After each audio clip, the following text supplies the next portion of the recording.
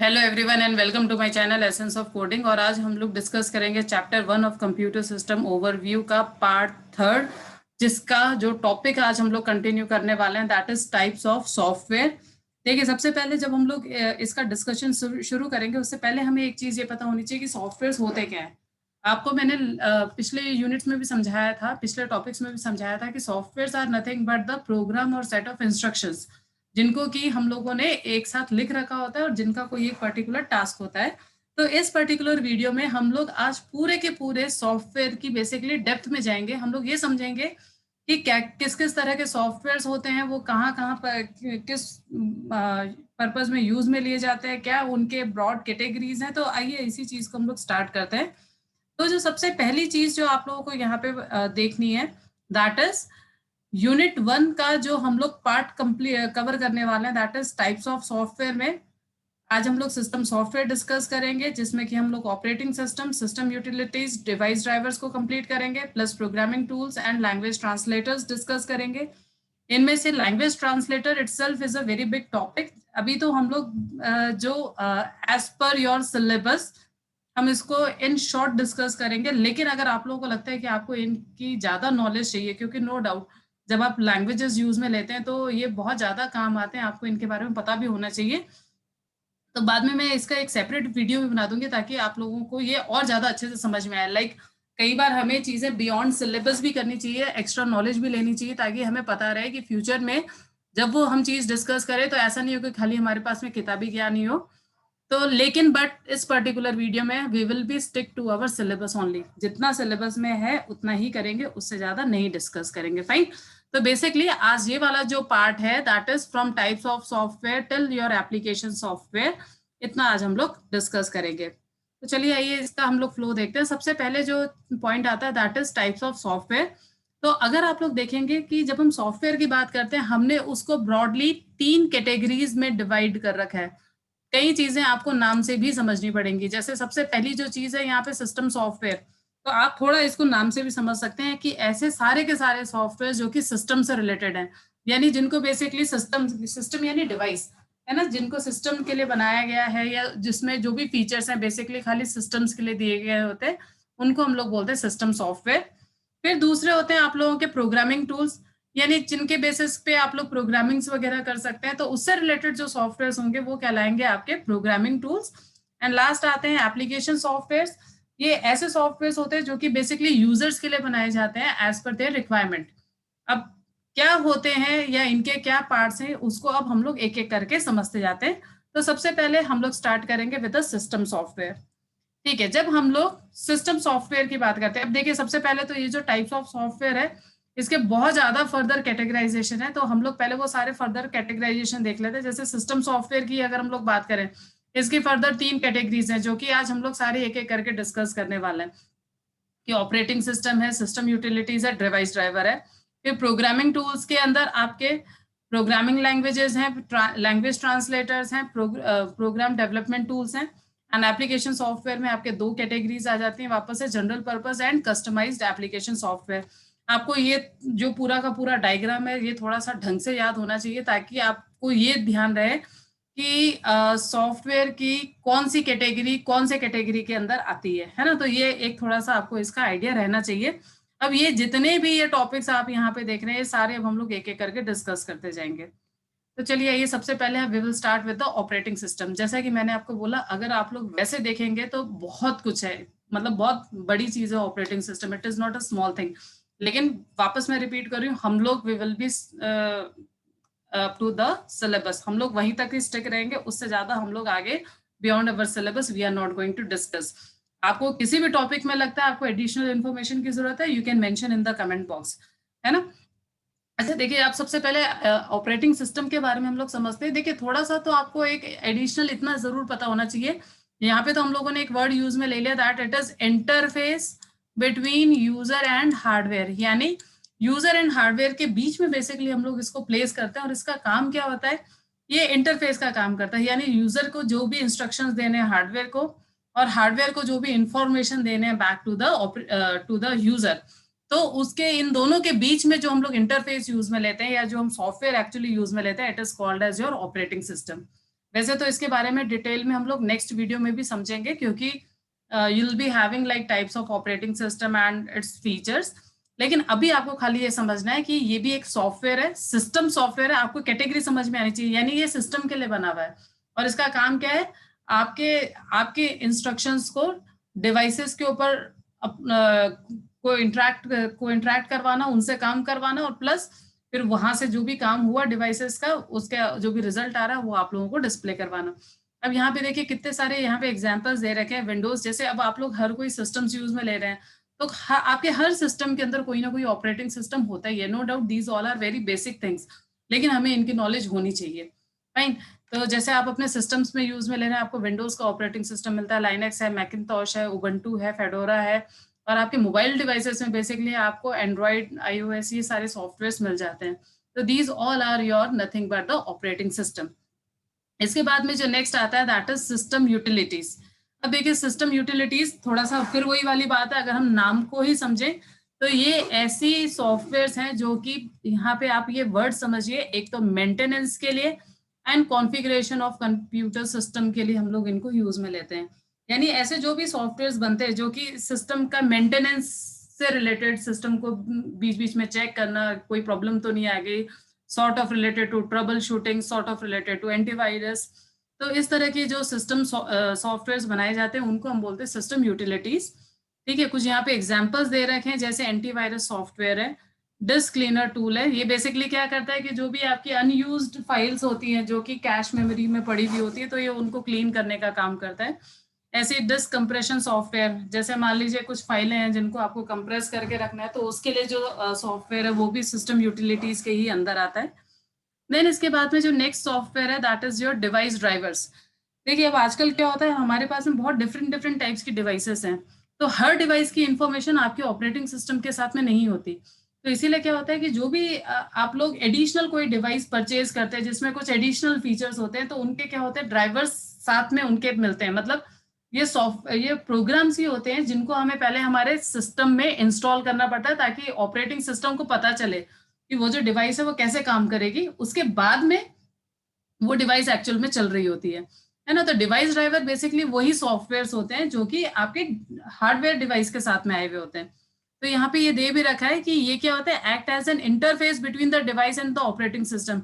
यानी किसी डिवाइस को कैसे ऑपरेट करना है, वो कैसे उस ऑपरेटिंग सिस्टम को पता चलेगा, उसके लिए ये डिवाइस ड्राइवर, ये जो सॉफ्टवेयर होते हैं, ये यूज में लिए जाते हैं। फिर इसके बाद में अगली जो चीज है that is your programming tools. अब प्रोग्रामिंग टूल्स के अंदर जैसा कि मैंने आपको पहले बताया था कि ये प्रोग्रामिंग से रिलेटेड है। तो सबसे पहले तो यहाँ पे इन्होंने बता रखा है प्रोग्रामिंग लैंग्वेजेस। अब प्रोग्रामिंग लैंग्वेज में अगर देखा है, आपकी दो प्रोग्रामिंग लैंग्वेजेस जितनी भी है उनको बेसिकली या मेन तौर पे दो तरह से डिवाइड कर रखा है। First is your low level languages and second is your high level languages. Low level languages वो होती है जो कि मशीन अंडरस्टैंडेबल लैंग्वेज होती है, जिसको मशीन तो समझ सकता है लेकिन आप नहीं समझ सकते। No doubt these are faster language, लेकिन क्योंकि हम नहीं समझ सकते इसीलिए हम लोग इसको कम यूज में लेते हैं, और बल्कि हम लोग हाई लेवल लैंग्वेजेस ज्यादा यूज में लेते हैं, है ना। अच्छा, अब आपको जो चीज लो लेवल लैंग्वेज में ये पता होनी चाहिए, पहली बात तो these are machine dependent language. Machine dependent language का मतलब होता है कि मशीन टू मशीन इसका कोड वेरी करेगा। अगर आपने कोई और मशीन पे कोई प्रोग्राम बनाया है, वो उसी मशीन पे चलेगा, और वही अगर आपने प्रोग्राम दूसरी मशीन के लिए बनाना चाहते हैं, तो उस मशीन के आर्किटेक्चर के अकॉर्डिंग उसका आपको वापस से प्रोग्राम या फिर उसकी वापस से कोडिंग आपको चेंज करनी पड़ेगी। और यहाँ पे एक और चीज क्या बता रखा है कि लो लेवल लैंग्वेजेस के अंदर दो तरह की लैंग्वेज ही आती हैं, इनको आप याद कर लीजिए, दो नाम है। पहला है मशीन लैंग्वेज, आप इसको बाइनरी लैंग्वेज भी कह सकते हैं, जो कि 0-1 हम लोग जनरली बोल रहे होते हैं। तो machine language is the low level language and second one is your assembly language. ये सिर्फ दो ही लो लेवल लैंग्वेज है, इनके सिवा जितनी भी आप लैंग्वेजेस जानते हैं all those are your high level language.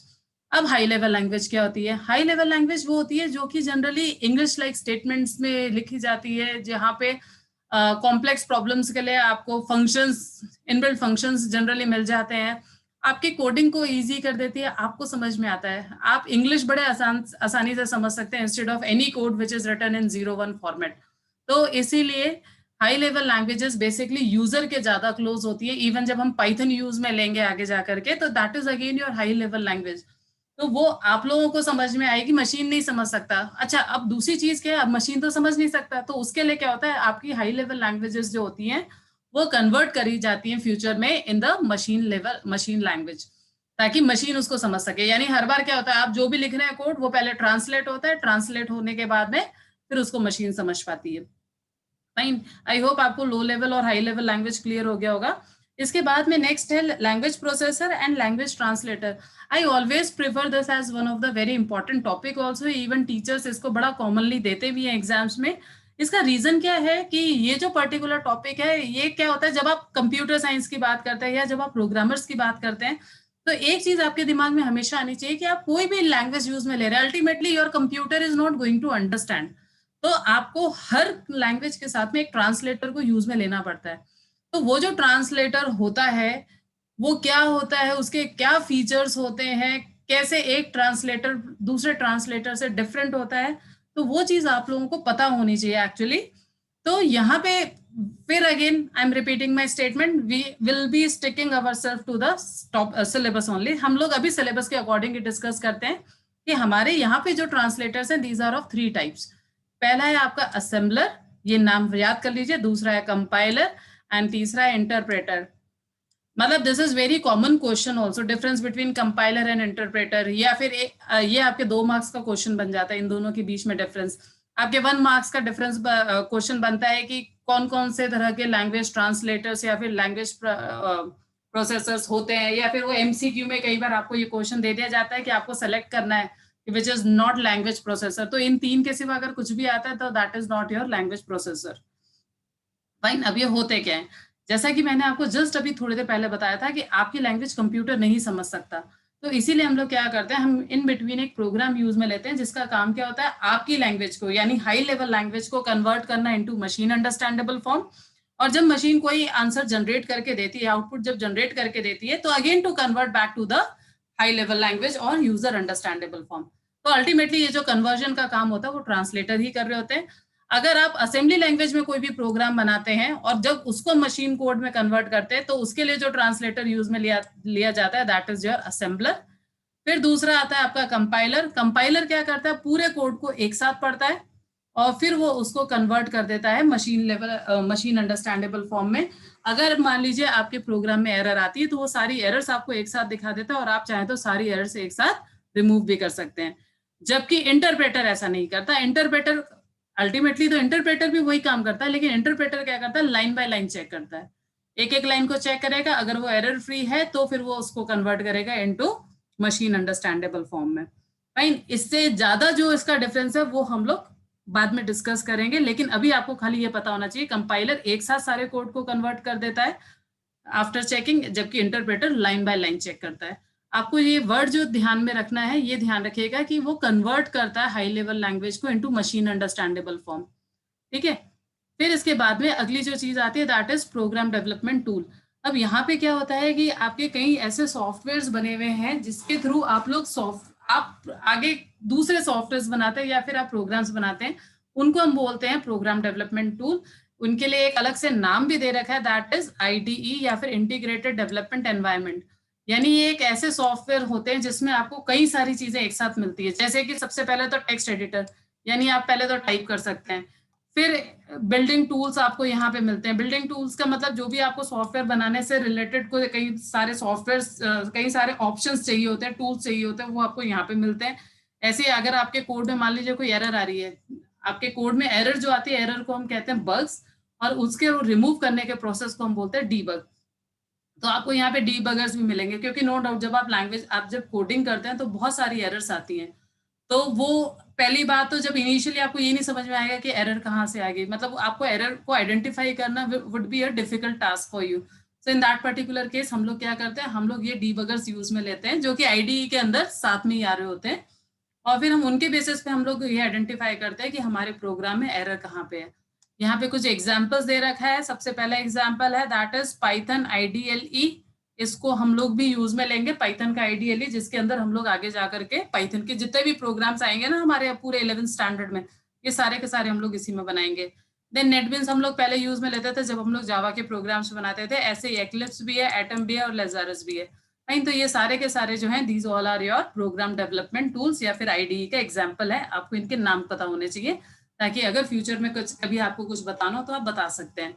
फिर आते हैं एप्लीकेशन सॉफ्टवेयर। इसमें हमने पहले देखा था 2 ही तरह के आते हैं, या तो जनरल पर्पस या फिर आप लोगों का दूसरा जो था दैट इज कस्टमाइज्ड सॉफ्टवेयर। अच्छा, तो जनरल पर्पस के लिए थोड़ा हम लोग नाम से ही समझ लेते हैं कि जनरल पर्पस का मतलब क्या हुआ, कॉमन पीपल्स की रिक्वायरमेंट के बेसिस पे अगर कोई सॉफ्टवेयर बनाया जाता है तो it is called as general purpose. यानी मान लीजिए ये कॉमन सी बात है, बहुत सारी कंपनीज हैं, बहुत सारे ऑफिसेस हैं, कॉमन सी रिक्वायरमेंट है कि लोगों को डॉक्यूमेंट्स बनाने पड़ते हैं, लोगों को प्रेजेंटेशंस देनी पड़ती है, तो उनसे रिलेटेड पूरा, जैसे माइक्रोसॉफ्ट ने पूरा का पूरा एक पैकेज बना करके दे दिया एमएस ऑफिस का, जिसमें अब आप लोग ये देख रहे हैं एमएस जितनों को भी टाइपिंग करनी है सबको एमएस वर्ड बना करके दे दिया, सबको जिनको प्रेजेंटेशन देनी है सबको पावर पॉइंट बना करके दे दिया। एंड दिस इज कॉमन, उसमें आप लोग कोई चेंज नहीं कर सकते। इन सॉफ्टवेयर में आप ऐसा नहीं कर सकते कि आप जाके माइक्रोसॉफ्ट वालों को बोलो कि नहीं नहीं मुझे फाइल के बदले ये वाला ऑप्शन चाहिए and they will make for you. नहीं, ये जो जनरल पर्पस सॉफ्टवेयर होते हैं ये यहाँ पे भी दे रखा है, it is for basically for the big audience in general, कि मतलब इन्होंने मतलब मैक्सिमम पीपल्स की रिक्वायरमेंट के बेसिस पे ये सॉफ्टवेयर बना रखे होते हैं। आप इसमें कुछ भी चेंजेस नहीं करवा सकते, आपको इनको एज इट इज आपको पहले इनको समझना पड़ता है, फिर आपको इनको यूज में लेना पड़ता है। यहाँ पे इन्होंने जैसे कुछ एग्जाम्पल भी दे रखे हैं, कैल्क है, एडोब फोटोशॉप है, जिम्प है, मोजिला वेब ब्राउजर है, आईट्यून्स है, तो ये सारे एग्जाम्पल्स है। आप लोग चाहे तो एमएस ऑफिस का पैकेज भी पूरा का पूरा लिख दीजिए, क्योंकि that is also example and you all are using that. फिर इसके बाद में अगला जो आता है that is your customized application software. Customized application software वो होते हैं जिसको कि हम लोग बेसिकली पैसे दे करके बनवाते हैं पूरा का पूरा अकॉर्डिंग टू अवर रिक्वायरमेंट। जैसे मान लीजिए अगर आज मैं स्कूल में हूँ तो मेरे को स्कूल के अकॉर्डिंग, हर स्कूल का अलग अलग क्राइटेरिया होता है for result calculation, her school की वेबसाइट्स अलग अलग होती हैं, तो ऐसे टाइम में जनरल पर्पस सॉफ्टवेयर काम नहीं आएंगे। ऐसे टाइम में हमें क्या करना पड़ता है, हमें कोई प्रोग्रामर हायर करना पड़ता है या पूरी की पूरी टीम हायर करनी पड़ती है, जिसको हम लोग हमारी पूरी की पूरी रिक्वायरमेंट बताते हैं कि भाई हमें ऐसे कोडिंग चाहिए, हमें ये वाला आउटपुट स्क्रीन चाहिए, हम ऐसे रिजल्ट कैलकुलेट करते हैं, हमें ऐसे फीस चार्ज करते हैं, हमने ऐसे बच्चों को सारी हमें डिटेल्स चाहिए होती हैं। तो जैसा आप बताते हैं, जैसे आप यहाँ पे देखेंगे यहाँ पे लिख भी रखा है this is Taylor made application. जैसे टेलर को आप लोग पूरा बताते हैं ना कि भाई एग्जैक्ट एक एक नाप आप बता रहे होते हो, है ना, तो this is actually what called as tailor made application software. आपको प्रोग्रामर को एक एक चीज बताई जाती है कि हमें ये चीज ऐसे चाहिए, ऐसे चाहिए, ऐसे चाहिए, ऐसे चाहिए, और उसके बेसिस पे ही फिर वो पूरा का पूरा सॉफ्टवेयर बनाया जाता है। अच्छा, इसमें ये एग्जांपल्स में इन्होंने साफ यहाँ पे दे रखा है, user defined software include websites. जैसे आप लोग कोई भी वेबसाइट्स बनवा रहे हैं, स्कूल मैनेजमेंट सॉफ्टवेयर बनवा रहे हैं, कोई अकाउंटिंग का सॉफ्टवेयर बना रहे हैं, अलग अलग कंपनी वाले बनवा रहे होते हैं, तो इस तरह से कुछ भी आप चाहें तो आप यहाँ पे बनवा सकते हैं। आई होप आपको ये सारे के सारे टॉपिक्स भी समझ में आ गए होंगे। अब इसके बाद जो नेक्स्ट टॉपिक है दैट इज ऑपरेटिंग सिस्टम, वो हम लोग नेक्स्ट वीडियो में डिस्कस करेंगे। रिमेंबर वन थिंग, अगर आपने मेरे पुराने वीडियोस नहीं देखे हैं रिलेटेड टू कंप्यूटर सिस्टम, वो भी आप लोग देख लीजिएगा। पूरे के पूरे थियोरेटिकल टॉपिक्स हैं, तो एज सच आपको यहाँ पे एक आइडिया मिल जाएगा। फिर आपको डेफिनेशन जो है एज इट इज आपको याद करनी भी पड़ेंगी, ताकि आप लोगों के एग्जाम्स में कोई आपको प्रॉब्लम नहीं जाए। इस पूरे के पूरे वीडियो में जो आपके इंपॉर्टेंट टॉपिक्स हैं दैट इज, आपसे टाइप्स ऑफ सॉफ्टवेयर पूछा जा सकता है, किसी भी 2 कैटेगरी में आपसे डिफरेंस पूछा जा सकता है, आपसे किसी भी कैटेगरी के एग्जाम्पल्स पूछे जा सकते हैं। तो ये आपके 2 मार्क्स से लेकर के 3 मार्क्स तक का ही टॉपिक यहाँ पे कवर हो सकता है, उससे ज्यादा का यहाँ पे टॉपिक नहीं आएगा। आई होप आपको मेरा वीडियो इन्फॉर्मेटिव लगा होगा। सीबीएसई अपडेट से रिलेटेड, कंप्यूटर साइंस या फिर इन्फॉर्मेटिक प्रैक्टिसेस से रिलेटेड आपको कोई भी डाउट है आप कमेंट बॉक्स में लिख सकते हैं। To remember to subscribe my channel. Thank you so much for watching this video and I will see you next time.